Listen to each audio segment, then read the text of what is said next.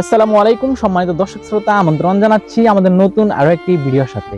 সম্প্রতি বাংলাদেশে Facebook, YouTube সহ নানান প্ল্যাটফর্মে কিন্তু একটি ভিডিও প্রচুর পরিমাণে ভাইরাল হচ্ছে। আমাদের বাংলাদেশ থেকে প্রতি বছর লক্ষ লক্ষ মানুষ কিন্তু বিদেশে পাড়ি জমায় নিজের ফ্যামিলিকে সচ্ছল রাখার জন্য। আসলে এই প্রবাসের মাটিতে যখন একজন প্রবাসী পা রাখে, তখন তার সাথে বিভিন্ন সময় বিভিন্ন বিপদ কিন্তু মোকাবেলা করতে হয়।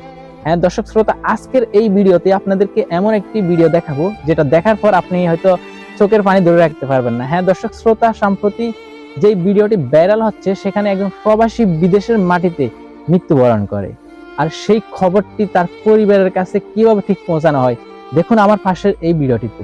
আসসালামু আলাইকুম ভাবি, ভালো আছেন? হ্যাঁ, আলহামদুলিল্লাহ। কি হয়েছে সামনে আব্বু? সানোয়ার ভাই, আর আপনার কি হয়েছে? খাওয়া দাওয়া খাইছেন আপনারা? হ্যাঁ, খাবারে খাইছি। কেন কিছু হয়েছে? কিছু হয় নাই। হ্যালো ভাইয়া, হ্যাঁ, কি হয়েছে? আরে শানু ভাই তো কিছুদিন যাবত অসুস্থ ছিল জানেন নাকি? হ্যাঁ, কি হয়েছে?